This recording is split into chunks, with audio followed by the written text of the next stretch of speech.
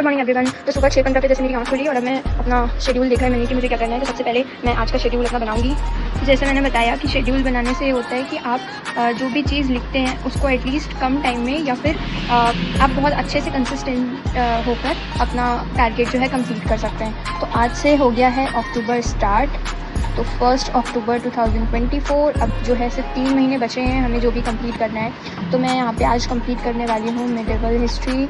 Medieval के साथ साथ मुझे कंप्लीट करना है मॉडर्न और यूनिट 10 भी मुझे अपनी कंप्लीट करना है क्योंकि ये भी प्रीलिम्स के लिए स्कोरिंग है।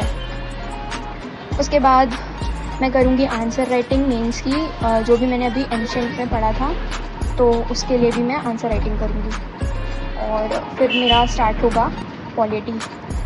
तो ये मेरा टारगेट है, ये तो आज का टारगेट मैंने बनाया है, लेकिन अब मैं क्या करूँगी 10 अक्टूबर के पहले अपना टारगेट कंप्लीट करूँगी। कोई भी चीज़ देखिए इतनी बड़ी नहीं होती जितनी हम समझते हैं। हमारा मेंस का जो सिलेबस हमें दिया हुआ है और प्री का जो सिलेबस दिया है, तो जैसे कि यहाँ देख रहे हैं ये दिया है हमें प्री का सिलेबस, तो इसके अकॉर्डिंग ही पढ़ना है। साथ ही एक चीज़ आपको करते रहना है, साथ साथ में ऐसे टॉपिक्स देखना है जो आपके प्री और मेंस दोनों में ही काम आए, तो उसको आप अच्छे से कर लें। जैसे यूनिट 10 में करूँगी तो ऐसे पढ़ूँगी कि मैं उसको अपने मेंस में भी पढ़ सकूँ। ऐसा नहीं होना चाहिए कि पहले मैं मेंस के लिए अलग पढ़ूँ और प्री के लिए अलग पढ़ूँ। जैसे मैंने ज्योग्राफी ऑफ मध्य प्रदेश पढ़ा तो मैं फिजियोग्राफिक डिवीज़न पढ़ूँगी मध्य प्रदेश का, तो उसको मेंस के लिए भी उसके नोट्स बना लूँगी। ऐसा नहीं कि प्रीलिम्स के लिए सिर्फ एक बुक उठाया मैंने और रट लिया।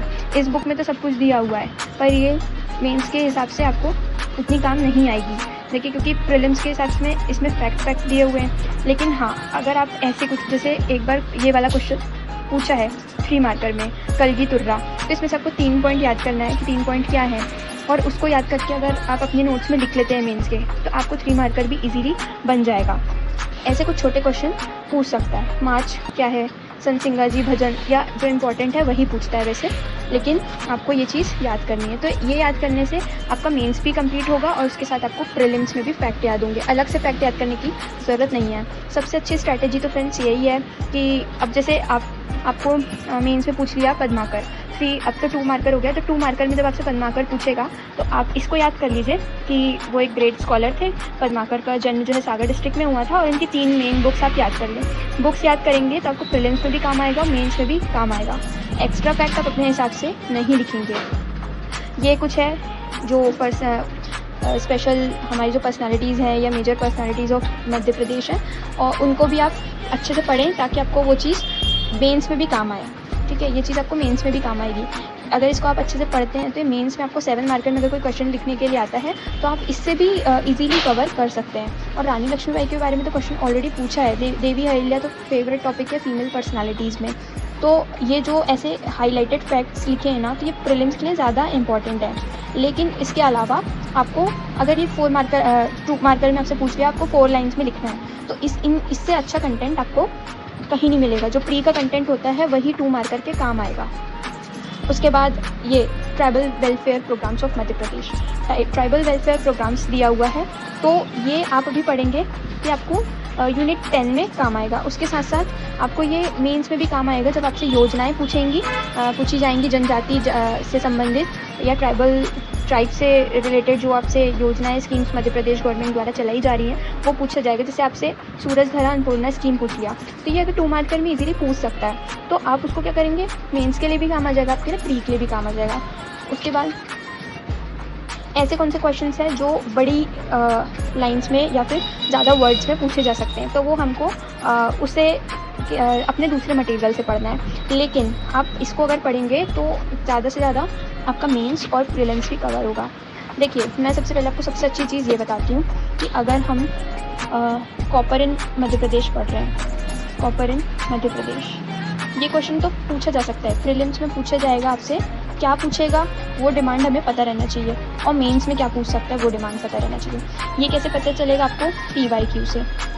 सबसे पहले प्रीलिम्स में ये उसका रैंक पूछ सकता है, प्लेस पूछ सकता है, प्रोडक्शन पूछ सकता है। ठीक है, ये चीज़ हमसे प्रीलिम्स में पूछ सकता है, तो इसको आपको अलग से पढ़ना है कि क्या रैंक है, क्या प्लेस, कौन सी प्लेस में ये मिलता है, कहाँ प्रोडक्शन होता है। इसको हमें प्रीलिम्स के हिसाब से पढ़ना। मेंस के हिसाब से हम क्या पढ़ सकते हैं, लोकलाइजेशन। ठीक है, इसके अलावा प्रोडक्शन कहाँ होता है। ठीक है,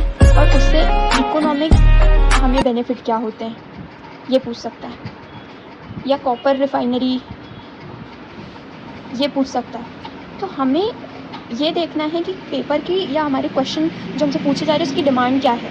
ऐसा नहीं है कि आप प्रीलिम्स का पढ़ लेंगे तो आपको मेंस का बन जाएगा, लेकिन हाँ, अगर आप मेंस का प्रीलिम्स के साथ साथ पढ़ेंगे, कि मेंस पढ़ रहे हैं तो मेंस में आप जैसे आपने ये टॉपिक पढ़ा, ये टॉपिक के साथ साथ आपने ये भी देख लिया कि कॉपर की रैंक मध्य प्रदेश में क्या है, कहाँ पर मिलता है, प्रोडक्शन कितना क्या हो रहा है, तो आपका मेंस और प्रीलिम्स दोनों कवर हो रहा है। लेकिन आप सिर्फ प्रीलिम्स पढ़ेंगे ना, तो ये क्वेश्चन अगर आपसे पूछ लिया तो आपसे नहीं बनेगा, ये क्वेश्चन आपसे अगर पूछ लिया तो आपसे नहीं बनेगा, इसलिए मेंस पढ़ना बहुत ज़रूरी है। ठीक है, तो अभी मैं मेंस ही पढ़ रही हूँ और उसके साथ साथ ही काफ़ी ज़्यादा लेंदी हो रहा है हमारा सिलेबस, तो उसको मैं ऐसे कंपाइल करके पढ़ रही हूँ कि साथ साथ में मेरा हिस्ट्री और ज्योग्राफी और पॉलिटी सब कुछ कवर होते चले, और फिर इनको तो हम याद करेंगे बुक से ही। जो चीज़ बुक में लिखी है उसको आपको अपने नोट्स में लिखने की ज़रूरत नहीं है, और जो नोट्स में लिखा है वो सिर्फ आपको रिवाइज़ करना है।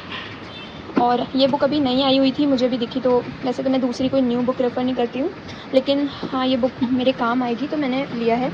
साथ ही ये देखिए ऐसे शॉर्ट नोट्स मैंने बनाए हैं। इसके बाद अब मेरा मिडिवल हिस्ट्री कंप्लीट होने लगा है और अब मैं मॉडर्न हिस्ट्री आज से पढ़ने जा रही हूँ। देखिए सितंबर इतने जल्दी चला गया है, हेलो सितंबर लिखा हुआ है, लेकिन सितंबर इतनी जल्दी चला गया है, अक्टूबर आज से स्टार्ट हो गया है, और सिर्फ नवंबर दिसंबर 2 महीना और अक्टूबर का आज मेरे पास 3 महीने बस बचे हैं। 3 महीने में पूरा सिलेबस कवर करना है, क्योंकि नोटिफिकेशन कभी भी आ सकती है, स्पेशली दिसंबर में या 31 दिसंबर में आपकी नोटिफिकेशन ज़रूर आ सकती है। जनवरी तक का वेट बिल्कुल नहीं होगा, इसी साल आपकी नोटिफिकेशन जारी होगी, चाहे नवंबर में चाहे दिसंबर में, और एग्जाम कभी भी हो सकता है। आपको उसके भरोसे नहीं बैठना, आपको सिर्फ ये देखना है कि आप अपना कितना बेस्ट दे रहे हैं, आप अपनी कितनी तैयारी रख रहे हैं। तो मिलते हैं नेक्स्ट ब्लॉग पर, मुझे सपोर्ट कीजिए, लाइक शेयर कमेंट करिए, मेरे चैनल को सब्सक्राइब कीजिए। Thank you.